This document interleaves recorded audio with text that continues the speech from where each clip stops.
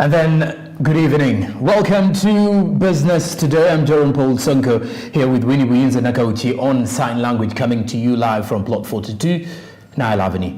Let's have it from our daily report tonight. We kick-start it off with merging parastatals as the national debt of Uganda has reached 79 trillion shillings, leaving each Ugandans with a debt of nearly 1.8 million shillings, leaving the government stranded with no answers. President Museveni discussed merging parastatals as a measure to reduce government spending while speaking with the ministers.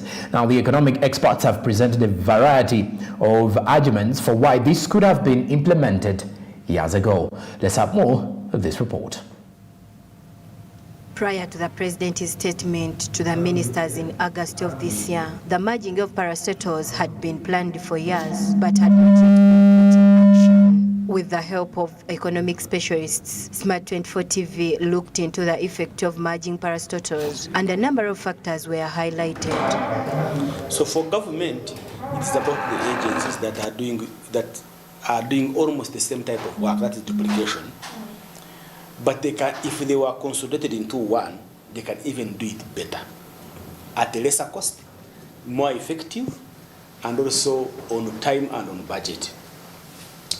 And we have been giving examples. One is the Public Service Commission, for example. Their job is to recruit public servants. Yeah. The Health Service Commission, their job is to recruit health workers. But health workers are also public servants. The Education Service Commission is to recruit teachers. Teachers are also public servants. So if you bring all of them under one roof, it means that you are saving on time in terms of people accessing the service, because the service is going to be under one roof. You are saving on expenditure because you have only one board. Yes, I think restructuring government is long overdue.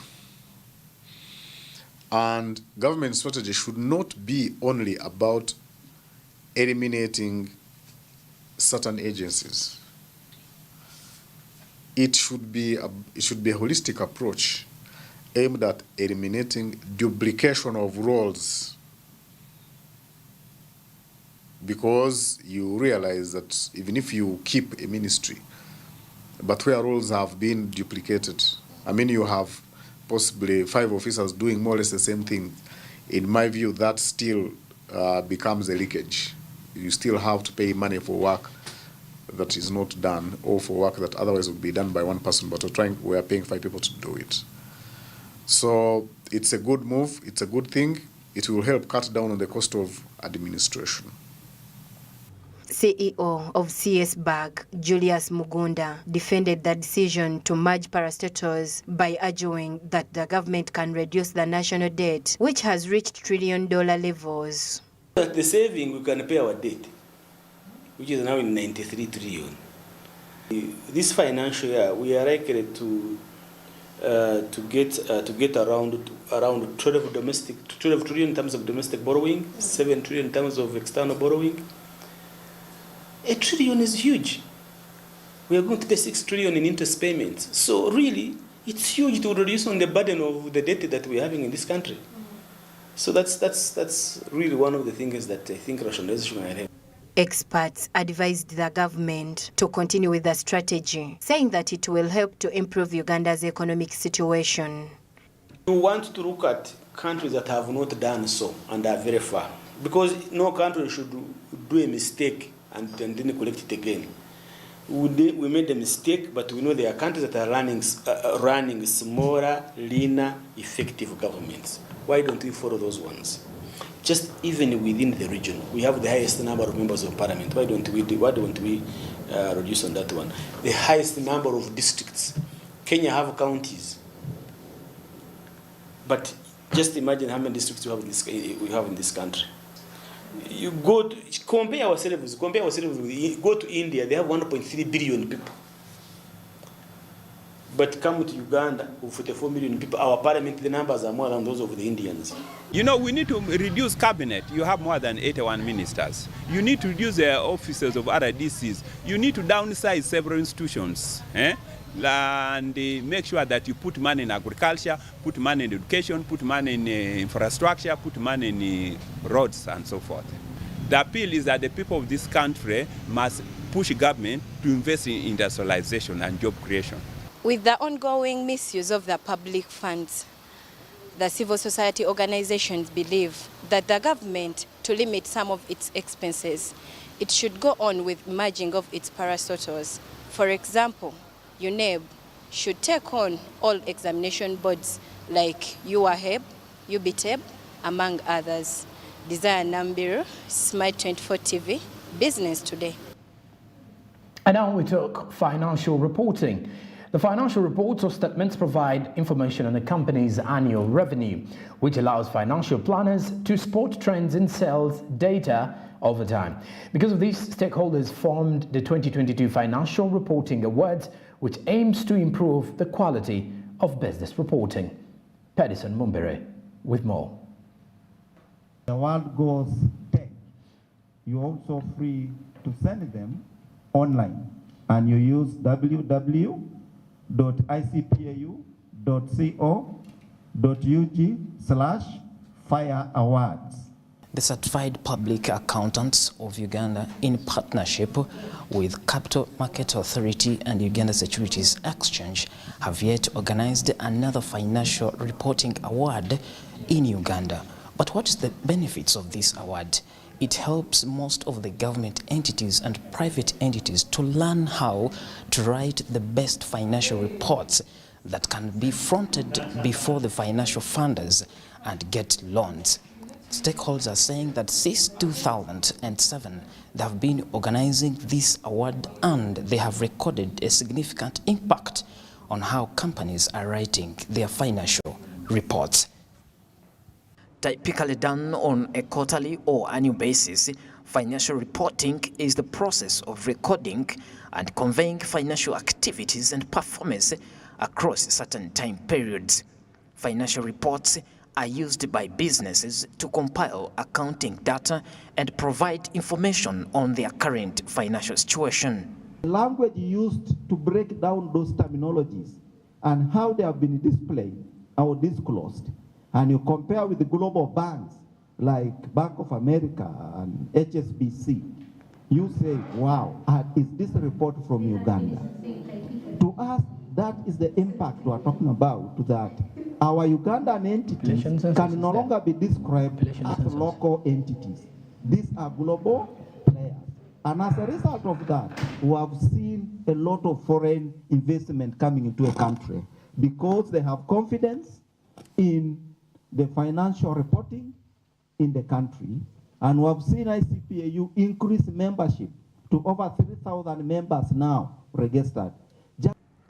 Kampala will host the awards ceremony on September 30th, 2022 to encourage the corporate community to adhere to the financial reporting standards. To see, for example, those in industry and business, those in the public sector, the NGOs and many other players in the economy of Uganda comply with these financial reporting standards as adopted by the Institute. But there was a very heated debate. And the debate was, how should we check this compliance? Should we go the stick way and probably follow up these entities and check how do they do their reporting? According to reports, the overall goal of the Financial Reporting Awards is to improve the quality of financial and business reporting in Uganda to encourage the implementation of best practices. You do proper and effective financial reporting, you become attractive to funders, and you can easily mobilize financial support. Of course, also one of the standards that are being used are those international financial reporting standards for small and medium entities.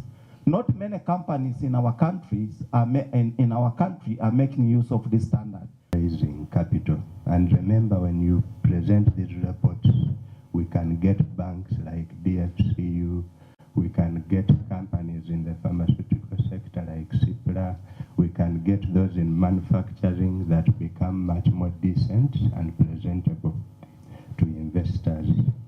So one downside of using financial accounts for decision-making is that facts and figures are based on the current market conditions. Executives' judgment will stay at the same or increase because the market is unpredictable and can change suddenly. Edson Mumbere, Smart 24 TV, Business Today. All right, now let's look at population census and its implication of planning ahead of it. National Population and Housing Census, which will be conducted by the National Planning Authority and the Uganda National Bureau of Statistics and other government agencies, is scheduled to take place on August 24th and 25th in the year 2023. Planning for the National Population Census is one of the National Planning Authority's primary responsibilities as it prepares comprehensive and integrated development plans for the nation. This report was covered by Martha Nimsima. Let's have more of this. Uganda last carried out population census in 2014. The government of Uganda has announced the next population census to be carried out in August 2023. As of now, the population of Uganda is approximately 48 million people, which is equivalent to 0.59% of the world's population. But how does the population census help in planning of the country? In order to gather accurate statistics for use in planning and budgeting for the country over the next 10 years, Chris Baryomunsi, Minister of ICT and National Guidance, stated that a national census will be conducted next year. The enumerators will gather data for the entire house from the family head on one night of the national census. Announcing that there will be a national housing and population census next year. As you know, we carry out censuses every 10 years to establish the number of the people in the country and the households, as well as a number of parameters and indicators that we use to measure the progress we are registering, but also we get statistics which are important for planning and budgeting. Census data is used to determine the population size so that the government may plan for its citizens. National development plans developed by the National Planning Authority contribute in this planning. The NDPs give the government the ability to improve the foundations and possibilities for the people. Since the last census, there have been plans that have been put in place. We had the first National Development Plan, that was NDP1, which started from 2010 to actually 2014. Okay. Then we had the NDP2, which started from 2015 to 2020. Okay. Now currently we have embarked on NDP3, the book that I've shared with you. It starts from 2020, 2021 to 2025. To simply put, 2021 to 2025. Okay. Now, in these, we have been putting where we need to go. As a country, the biggest indicator is you want the citizens to be well off. And the biggest measure at macro level is you get the size of the economy and divide it by the number of people. And what we have been saying here is that we have been progressing. In 2017, our GDP per capita was around 864. So we are hoping that by 2025, this GDP per capita should have grown to 1,198. So it's this progress that we need to be gauging. Now, for you to be able to achieve that GDP per capita, first you must grow the economy, and we have proposals that must be done to grow the economy. After the last population census, NDP2 came out, and this NDP2 prioritized the three sectors. These are agriculture, tourism, and mining, minerals. Okay. Now, for you to achieve this, we call these opportunities. It had opportunities, then it had what referred to as fundamentals. The government can boost infrastructure, job creation, agriculture, oil and gas production, tourist industrialization, and assistance for the private sector with the help of the national development plans. Martha Nimsima, Smart 24 TV Business. All right, now let's look at digitalization in business. Limited internet access is upsetting digital startups and innovation if you're to look at some of the challenges coming in from that space. Now, business operations are changing to accommodate the fourth industrial revolution. Due to limited internet connectivity and related issues, it is quite important for startups and innovations to consider how best to leverage the traditional market and the limited digital marketplaces. Ivan Tibankena has the details.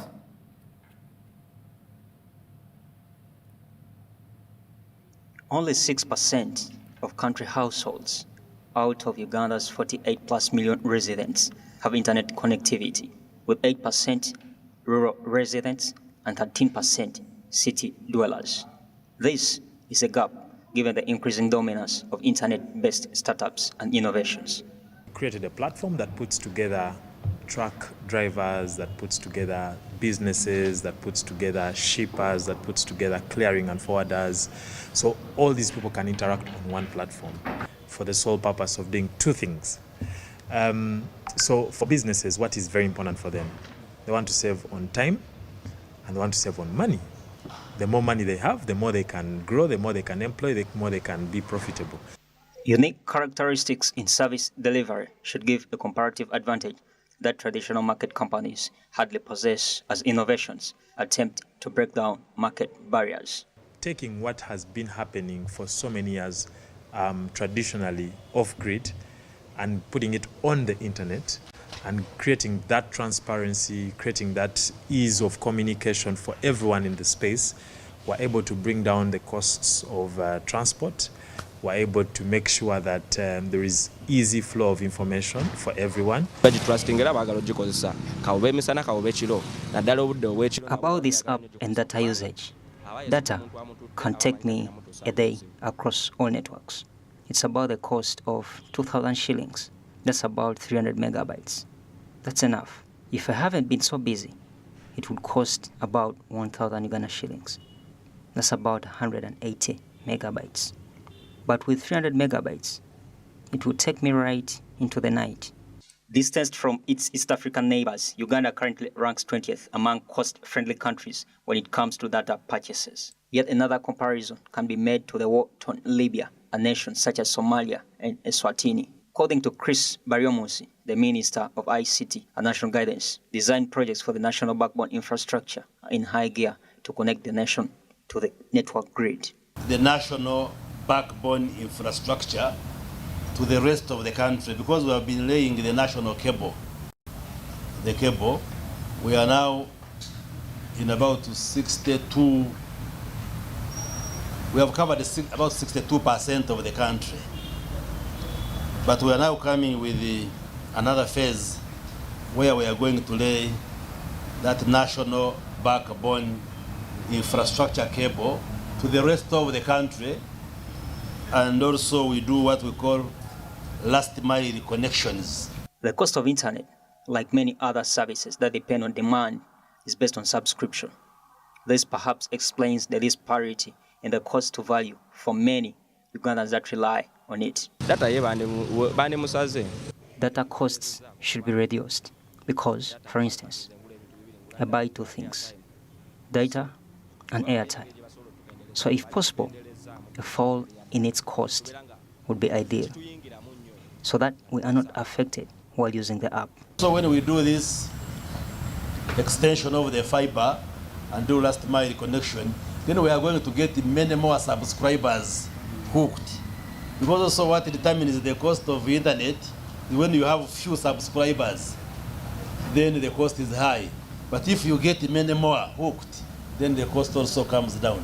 So we expect that once we have laid the cable to the rest of the country, we get more institutions, more people now on the internet, then the cost also will substantially come down. So, however, by reconsidering its tax pledges on internet consumption, the government is coming up with ways to increase internet access. Also, we are examining the taxation environment to see that we remove or minimize taxes on data and related services so that we create a very conducive environment in as far as data and communication is concerned. It would be a very good thing for us because that's you have very little costs of conversion of customers. Businesses are on the internet, the drivers are on the internet, so it's easy to collect data, one. Two, it becomes a less cost for us. We don't have to pay for too much internet. You don't have to invest a lot. You already have customers that are ready. So your cost of customer acquisition greatly reduces. So I think it will be a very big boost for us as a business. Could, make us double what we already are doing. Private investment is vital for gross national development, and the success of digital innovations and startups will be mainly determined by how holistic community internet usage grows while resolving the major impediments. Ivan Tibenkana, Smart 24 TV, Business Today. All right, now let's look at wildlife tracking. Meanwhile, wildlife trafficking rather. Now, the East African footballers from Uganda, Kenya, and Tanzania are joining a new initiative to stop wildlife crime and the illegal trafficking of wildlife and wildlife products through area ports and cargo terminals. Workers in the shipping sector are cooperating with the team by keeping an eye out of the animal items hidden and smuggled in container shipments. Now, the governments of Tanzania, Kenya, and Uganda have set up telephone hotlines for citizens to report wildlife crime. Let's have more of this report.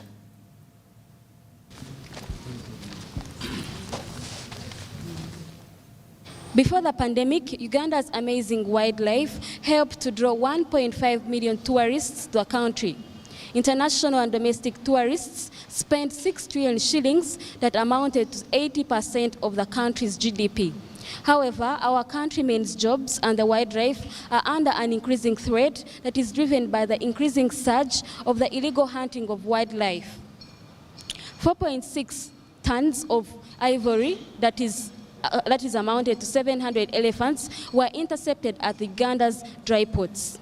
The East African Footballers Association today have lended their voice to end wildlife crime. We have more. Criminals are still making huge amounts of money for themselves, but in the process, they are stealing. Uganda Wildlife proceeded to estimate the market value of various wildlife items. Of ivory, like around $50,000 US. So meaning that if you carry one ivory like this, okay, which is 50 kilograms, you can multiply by 50,000 US, then you get how much money that is. 2022, we handed over all wildlife-related products that were in our custody at our customs warehouse in Nakawa. And this included about 6.6 tons of ivory. Now, 6.6 tons of ivory is 6,600 kilograms. You can imagine how many elephants lost their lives. We also handed over 11 kilograms of hippopotamus teeth, 3 skins of pythons, 20 kilograms of buffalo horns, and other assorted products. A number of leopard skins, pangolin scales. We actually handed over about 766 kilograms of pangolin scales. A pangolin weighs about 1.5 kilograms. Now, when we talk about 766 kilograms of the scales alone, you can imagine how many pangolins have been killed in order to harvest their scales. So those are part of the items we have intercepted as URA. The United States Ambassador to Uganda emphasizes on the consequences of poaching on wildlife. I've also seen the harm that poachers can inflict. Last year, I was with Director Mwanda at Murchison Falls National Park, where I saw an elephant struggling to feed itself and struggling to drink because it lost more than half of its trunk to a poacher snare. So while Uganda's tourism industry relies heavily on wildlife and natural resources, the sector faces enormous challenges. According to the Minister of State for Tourism, the penalty for breaching of the legislation will be severe. Poaching, getting involved in wildlife crime, but also this illicit trading of wildlife, illegal trading of wildlife. The penalty is really stringent. That's what I'm saying. The maximum penalty is actually a life sentence, but also paying a fine of even up to 20 billion shillings. So it is really deterrent. And there are so many people that have been affected, and they felt. But of course, we also want to thank the communities for supporting conservation, really. They give us the intelligence, they help us in giving us the information. Rona Nahabwe, Business Today, Smart 24 TV. All right, Business Today will continue immediately after the break. Stick around with us.